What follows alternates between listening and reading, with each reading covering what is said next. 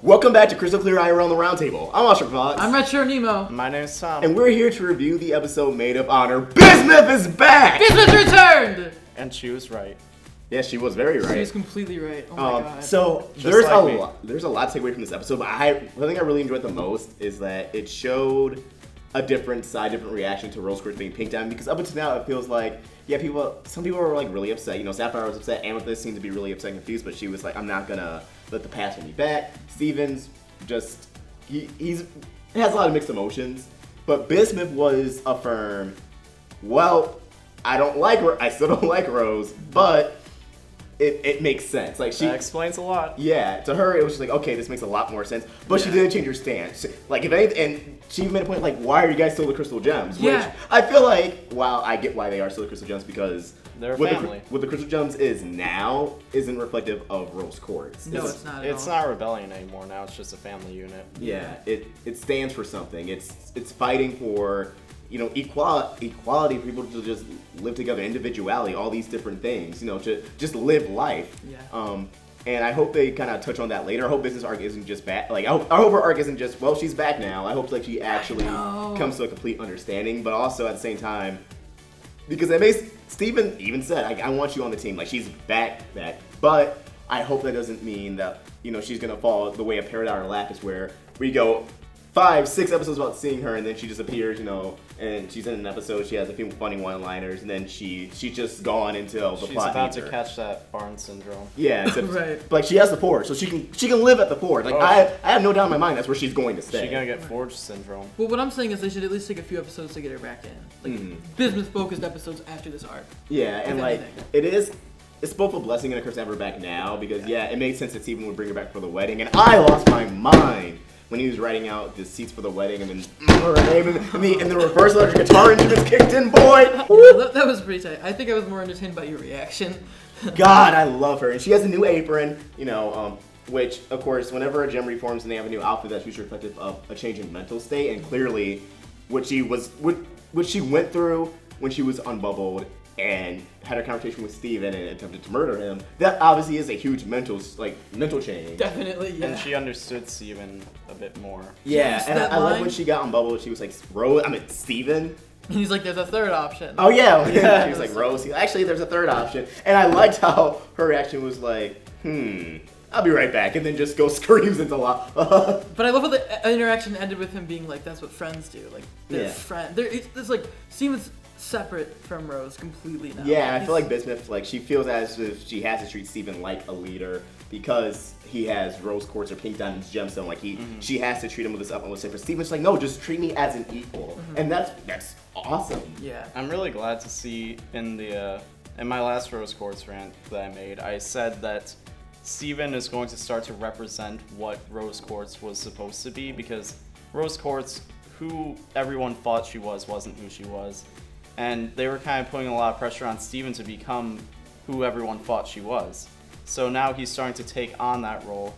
And I think Bismuth was a big point where you could see that the first time. Because when he when he poofed her and he said, I'm going to tell them, she said, then you really are different from her. And that was like a huge moment. And now we're starting to see that build. Yeah, no, definitely. Yeah, and I feel like every episode this week has, like the crew member said, years in the making. Like, just so much has built up to this point. And let me tell you, it was really eerie when they were like, oh yeah, like our friends were gonna sit here, and then Sapphire was like, those who survived. At first I thought like Future Vision came in, like she saw the diamond attack. I thought she saw like Bloody Quartz, but then she meant like the crypto gems, all those who were shattered. And another huge moment, Bismuth, when she saw the burning room, her initial reaction was like, did Rose do this? And then she unbubbled Biggs, and we got confirmation after 2 years of people theorizing that Biggs, that Bismuth mentioned in the episode, Bismuth was the same Biggs Jasper that our Homeworld Jasper, was hunting down and gem hunt alongside with the other one, which I believe was Snowflake. Yeah. It was Tracy Lace, Big Snowflake. So I think we can assume that their quartz was Snowflake and they were crystal gems. And you know, while it isn't like mind blowing, it's nice to have that confirmation. And I'm glad a lot of people had, you know, the theories validated. For me, it was always like maybe, maybe not. Either way, like it wasn't something I lost sleep over. But for everybody at home who, you know, was predicting that and really banking on it, like I'm happy for all of you. Well, I was just worried that she was gonna go crazy and then bubble everyone. Yeah, I felt like. And then like the rest of the episode is just the entire Crystal Gems trying to. And then I'm like, don't do that, please. Like, I want to focus on like the character interactions more. And they didn't. Really. Also, Paradox back. Yeah, just casually. They never showed her reaction. Yeah. Okay. I don't get this because like Peridot up to now, despite we're 150 episodes deep at this point. 150. Yeah. Peridot has never once murdered the name Pink Diamond. Right. Never once. Not once. Peridot's never been around for anything related to Pink Diamond. Like, at least Lapis was in the Moonbase. Peridot was in the Moonbase too, but like when the Rubies went to take Jasper there to contact the Diamonds, when we first found out about the concept of Pink Diamond, Peridot and Lapis stayed behind. It's like they keep holding Peridot back more and more. Tomorrow's a big diamond attack. Like, it's the wedding, it's everything comes to a head tomorrow. How is Peridot going to react in all this? Because this entire conflict is about Pink Diamond. Yeah. And while Peridot has had an arc of her own, she's had a lot of development, how is she going to react and feel about this? Like, it's a huge business opportunity. Like, it's the only thing I can really think of. Like, unless something really specific happens for a character in relation to the revelation of Rose being Pink Diamond, I don't know why they just kept her reaction out, unless her reaction just simply doesn't matter. Like little Lappy here, like at least she was in the war. No, she has some knowledge of who Pink Diamond was. She clearly was aware, and who knows, maybe her reaction to everything would be a lot more clear and make a lot more sense. But I feel like Peridot, someone who has a lot of knowledge of modern day homeworld, her thoughts on this, her opinion on this is too important, too interesting to skip out on. Yeah. So while I'm glad she was in this episode, I was disappointed that it went nowhere.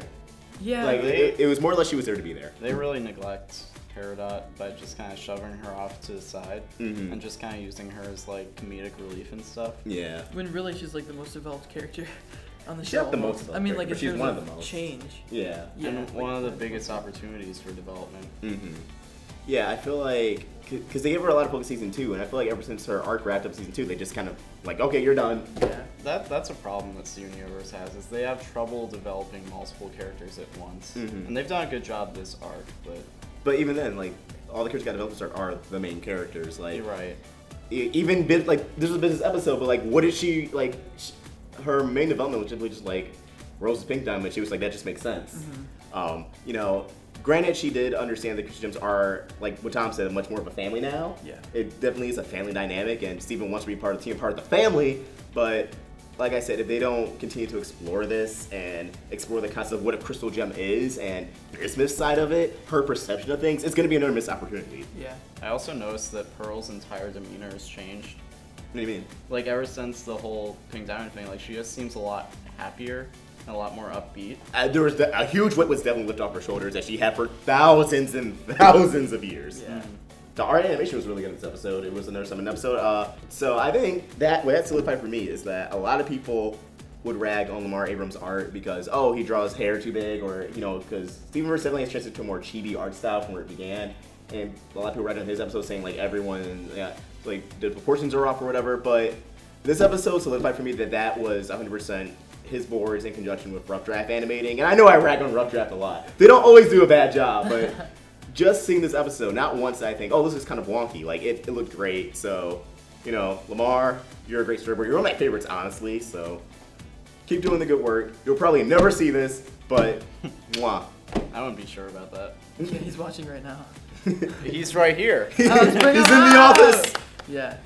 We didn't get an episode this week storyboarded by Hillary and Amber, so I'm assuming they're going to be working on Reunited, which is the big, the big episode, the big one. When the podcast spoiler happened, Hillary was like one of the only crew members to actually like posted something about it. It was just a picture of like a drawing of her just like sobbing on the ground like comedically, and it makes sense if she worked on those episodes. Yeah. But I'm really excited for tomorrow. Yeah. It's all coming to a head. Imagine how much that must suck.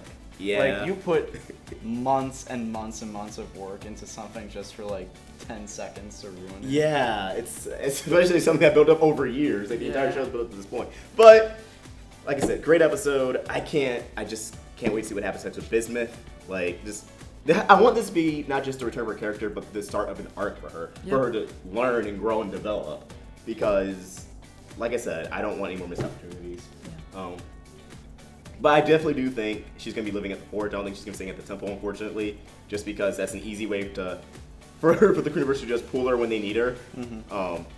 Just like how Peridot and Lapis were at the barn. I mean, Peridot now, she's in the bathroom. Like, that's where she's been. That's where they threw her. Yeah. She's just in the bathroom. Like, they always have a place to put the characters that aren't Garnet and Amethyst. Like, if you are in the theme song, there's a place for you to be if you're not needed. Yeah, just different versions of Slice of Otaku's Barn Syndrome. Yeah. My big hope for tomorrow is that Lars comes. Yeah, Lars returns.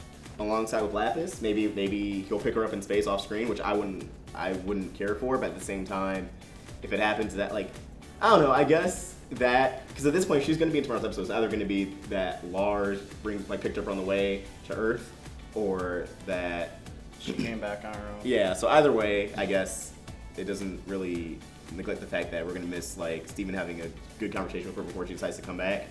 But if that's the way they want to go, that's the way they want to go. Well, watching this episode made me think, like, what Bismuth said, like, Steven, you're the leader. It made you think, like, since Garnet is gone, I do believe that Steven is basically the leader. And it took me some time to finally think about that, but I can honestly see that. So it's mostly Garnet, then Steven, and Pearl, I guess, in my personal opinion. Just finished watching Steve Universe episode called Maid of Honor, and I loved it. I loved seeing Bismuth and her supposedly gonna be the Maid of Honor. I love the reactions. I love how Peridot was like, who is this? And I just can't wait to see the next episode of Steve Universe. These episodes really got people emotional, so yeah. Episode 22, the Maid of Honor was literally Maid of Honor. I couldn't believe they brought Bismuth back. It kind of got telegraphed when Sapphire was kind of saying what she was saying, like people were lost. It was just a revelation of what she understands and perceives about Steven, him being the leader, her understanding what she did, how messed up all of it is, but how moving forward things have to change. And I just thought it was a really good revelational episode. And then that end with the rings. So I just watched Maid of Honor, and like, Bismuth is the epitome of the entire fandom, because she had to put her head in like a vat of boiling lava, and I respect that, because that's the fandom at this point. I also like how later in the episode, she was like, I am Maid of Honor, and it's like, that's totally a good twist to the words, you know? As always, if you want to be part of the show, please download Stardust. The link to it is in the description. Be sure to follow and tag us at Roundtable Vids. We really want to get your guys' thoughts on the show, on the episodes. It's more than important to us. If you want to help the Roundtable Girls, support us on Patreon. Get access to exclusive perks and have your name featured on the end of the video like all these beautiful, wonderful people. Link in the description. If you enjoyed this video, be sure to like, share, and if you're new here, subscribe. Hit that bell for notifications, stay in the loop of all things Steven. Thank you for watching, and I hope you have an awesome day. Off-Track Vox, Retro Nemo, and Tom, signing out.